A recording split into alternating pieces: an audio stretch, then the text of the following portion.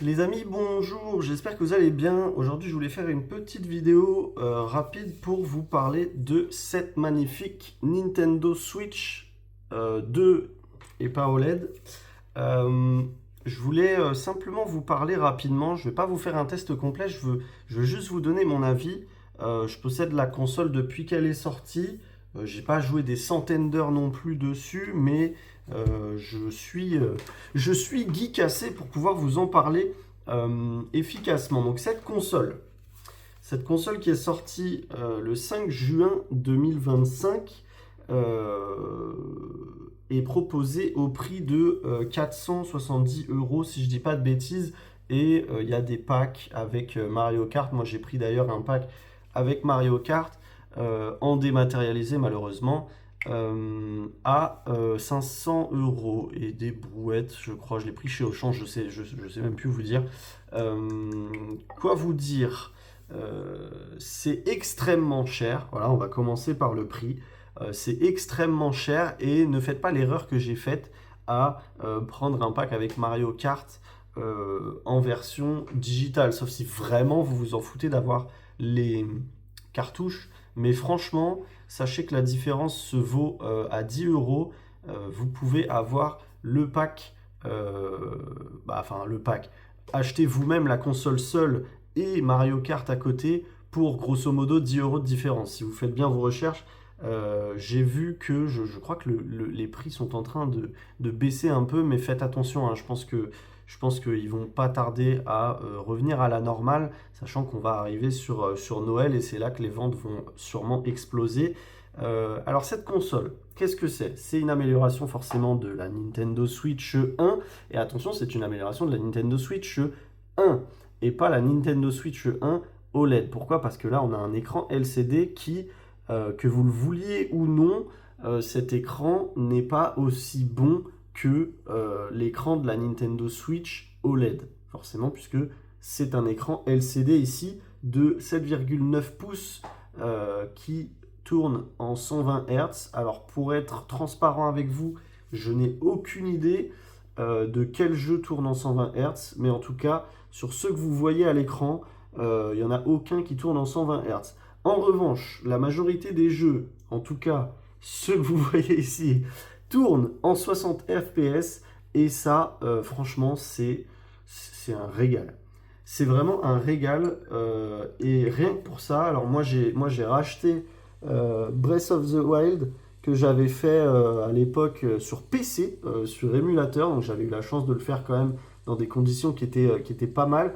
Mais Tears of the Kingdom, que j'ai aussi et du coup que j'ai testé sur cette console, Tears of the Kingdom ne tournait pas du coup à ma connaissance en 60 FPS, puisque forcément j'étais sur la Nintendo Switch OLED qui tournait à 30 FPS, un solide 24 FPS peut-être. Et quand on envoyait des bombes, des flèches explosives dans les tronches des ennemis, on était sur un solide baisse de FPS à 10 FPS. Ça, franchement, les amis, si vous aimez Zelda, franchement, ça vaut le coup de se les refaire. Rien que pour la fluidité de cette console, moi, c'est un go absolu. Euh, donc, grosso modo, pour vous la faire simple, qu'est-ce qu'elle apporte cette console par rapport à une Nintendo Switch OLED qui peut se toucher à presque 2 fois moins maintenant si vous êtes chanceux? Qu'est-ce qu'elle apporte? Et là, la question, elle est intéressante. Parce qu'en réalité, elle apporte pas grand-chose, cette console. Si vous êtes vraiment, si comme moi, vous êtes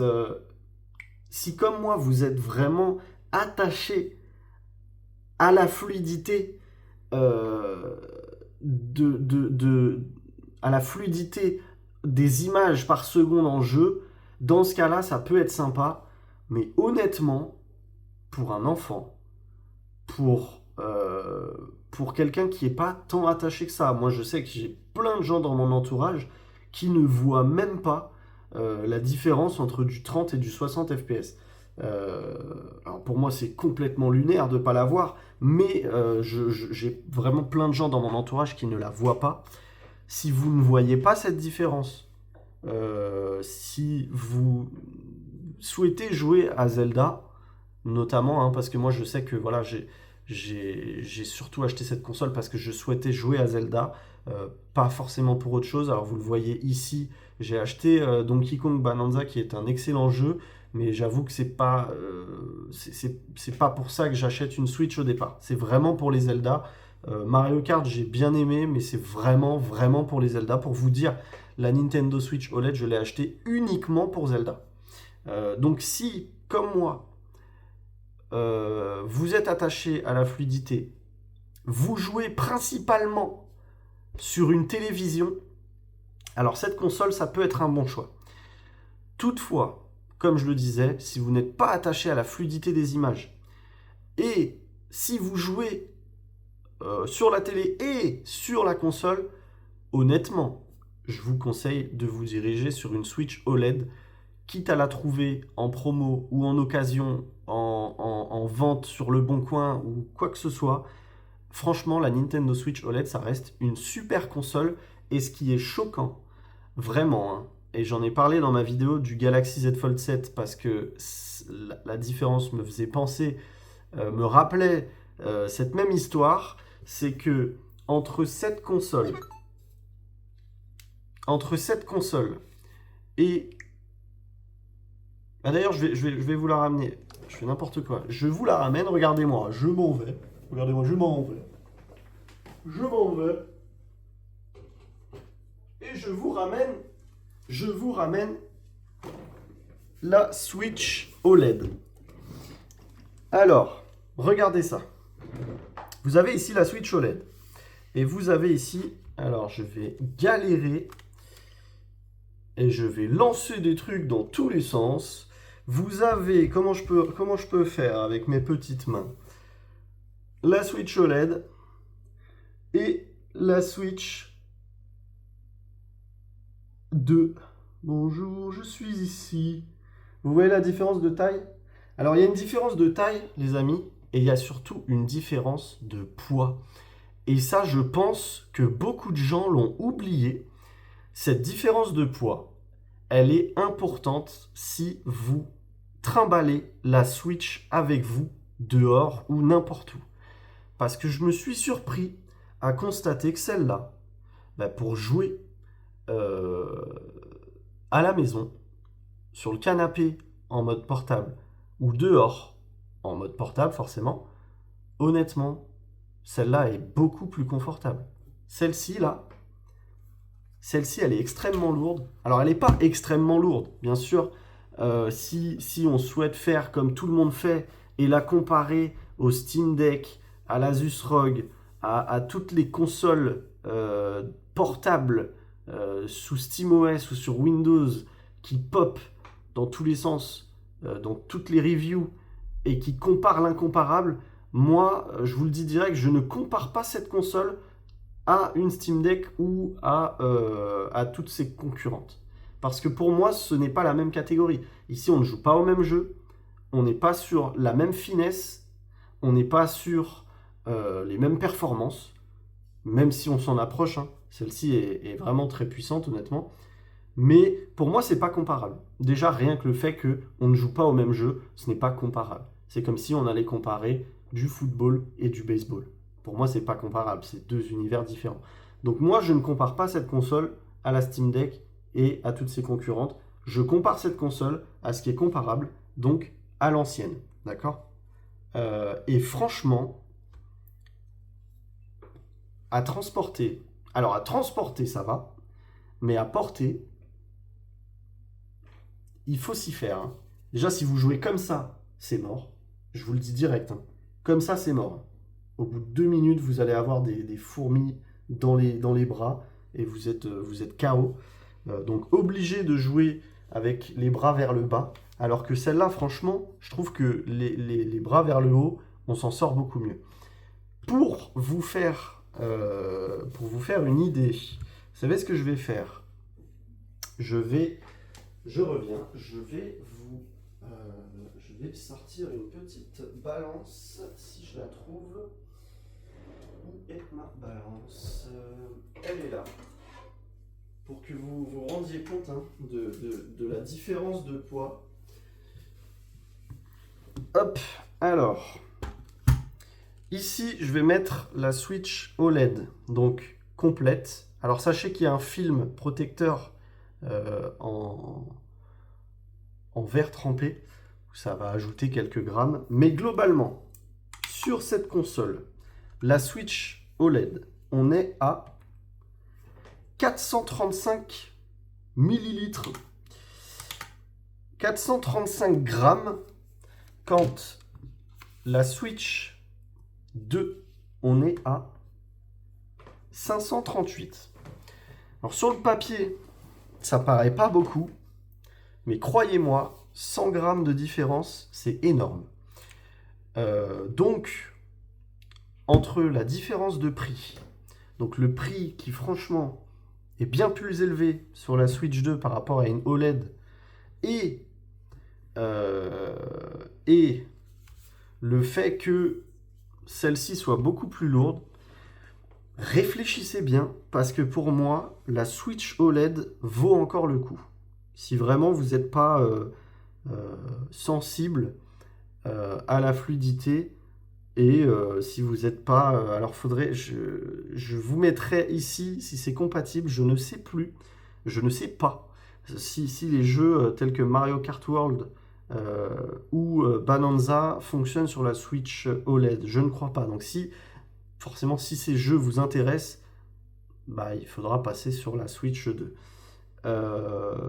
Quoi d'autre? Quoi vous dire? Je ne veux pas faire une vidéo trop longue, je voulais juste vous donner mon avis rapidement, parce que je pense que c'est intéressant d'avoir un avis autre que tous les sites journalistiques qui vous parlent simplement de... Alors moi aussi, hein, je peux vous le faire. Alors celle-là, franchement, super.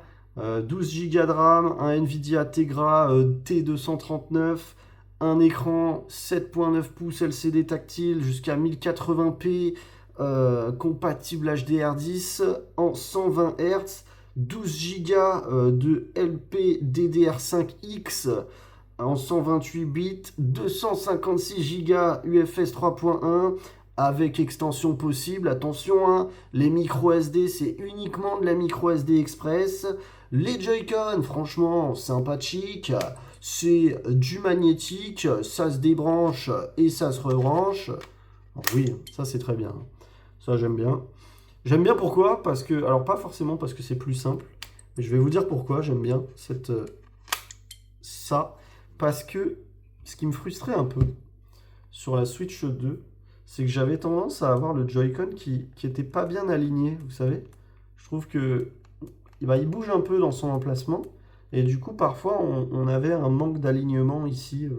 C'est purement pour ça, mais sinon, franchement, ce système-là, il était sympa, hein. C'était ça, le gimmick aussi de la Switch. Ouais, donc fixation magnétique, super top. Le bouton C qui sert à rien. Et un mode souris avec ses Joy-Con qui sert à rien. Et puis voilà, la sortie vidéo. Alors on a, par rapport à ça, on a un USB-C dessous et un USB-C derrière, au-dessus, pardon. Euh, Quand on le connecte au dock que vous voyez ici en noir, et ben on passe sur la télé direct, hein, comme la Switch 1. Et puis on peut monter en 4K 60 Hz via HDMI 2.1, 1440p 120 Hz en docké. Ça, je sais pas comment on fait. Je connais aucun jeu qui le fait. Et puis voilà, le son est bien, le micro est bien, et puis l'autonomie, elle est nulle. En parlant d'autonomie, l'autonomie, alors j'ai dit que je comparais pas à la Steam Deck et à ses concurrentes, mais malheureusement, c'est le point où les gens oublient de comparer, hein, malgré tout, parce que ça reste intéressant de comparer. Celle-ci, il faut savoir qu'elle est beaucoup plus fine qu'une Steam Deck ou que toutes ses concurrentes, et pourtant, la batterie tient mieux. Alors bon, j'ai pas de j'ai pas de test officiel, et puis c'est difficile de tester puisqu'on n'a pas de jeu à comparer, hormis Cyberpunk. J'ai pas regardé d'ailleurs, mais honnêtement, la batterie, moi, me choque pas. Sachant qu'on est sur un niveau de puissance qui est vraiment pas dégueu. Euh, Moi, la batterie me choque pas. C'est pas un des points, c'est pas un point que je mettrais dans les points faibles. Euh, Regardez, je suis Link et je peux courir avec mon épée. Non, vraiment, la fluidité, moi j'ai adoré, hein. J'ai repassé 40 heures sur ce jeu. Et franchement, bah, j'ai kiffé comme la première fois. Enfin, même plus, hein, parce que avec la fluidité et les graphismes de celle-là, franchement, quand on compare côte à côte, alors je sais pas si je vais pouvoir vous montrer qu'est-ce que je fais. Ah, j'étais en train de casser la gueule. Mais je pense pas que vous le verrez. Putain, l'écran de la Switch OLED, il est magnifique quand même. L'écran de la Switch OLED est magnifique. Alors comment je peux vous montrer? Est-ce que... Voilà. Vous voyez comment... Ma vidéo est en 60 Hz, hein, donc vous pouvez en profiter. Mettez bien les paramètres en 60 Hz de ma vidéo. Et regardez, je vais tourner un peu comme ça. D'accord? Et là, ça va être, je pense, déterminant pour vous, hein. Si vous voyez pas la différence, bah, franchement, prenez une OLED, hein. Regardez ici. Alors là, c'est dommage. Il faudrait que... Attendez, je vais essayer de me téléporter ailleurs. Où il fait pas foggy. Comment je fais pour me téléporter? Ça y est, j'ai pas joué depuis une semaine. Je ne sais plus comment on ouvre la carte. Eh ben, je suis paumé, les gars. Comment on ouvre la carte? C'est fou, ça. Je sais plus ouvrir la carte. T'es mal à fraude. Les gars, premier degré, je ne sais plus ouvrir la carte sur ce jeu. Je cherche, hein, depuis tout à l'heure. Ah, putain, c'était moins... Attendez, je me téléporte ailleurs. Et je vous montre rapidement. Je vais aller à... non, pas là. Où est-ce qu'il fait beau? Sanctuaire de la Renaissance. Je crois que ça va être pareil là-bas. J'aimerais vous montrer un environnement où il fait pas tout gris là. Parce que je trouve que l'écran, on a l'impression qu'il est plus beau. Enfin, qu'il est beaucoup plus beau sur la OLED. Justement parce que le jeu est en full... est en full... Oups. Merde. Attendez, hein, je sors d'ici, histoire de vous montrer... Putain, mais où est-ce que je suis? Je suis un connard. Je vous ai pris le pire endroit, en fait. On voit pas tellement ce que je fais, hein. Putain. Ah, je suis en train de me péter les mains pour vous, les amis, hein. Voilà. Bon, là, on est pas mal. Oups. Là, on est pas mal. Je vais pouvoir vous montrer. Regardez bien la différence. Putain de merde. Voilà, je vous montre un peu. Vous voyez la différence? Moi, je la vois, hein. Moi, je la vois vraiment énormément. Après, je sais que bah, certaines personnes ne sont pas sensibles à cette différence, ne vont pas la voir, ne vont pas être choquées de la différence de fluidité entre les deux consoles. Mais moi vraiment, ça me choque beaucoup. Et merde. Moi, ça me choque beaucoup. Et du coup, pour moi, c'est un des gros points forts de cette nouvelle Switch. Voilà. Bon. Bref. Conclusion. Vous l'aurez compris, je peux vous recommander l'achat de cette console sous réserve que ça vous soit vraiment utile. Vous l'avez compris, je me répète énormément, mais c'est vraiment le point sur lequel je veux insister, parce que pour moi, la Nintendo Switch OLED n'est pas morte, la Nintendo Switch Lite n'est pas morte. Pour moi, elles ont encore une raison d'exister, surtout à leur prix et surtout à leur poids.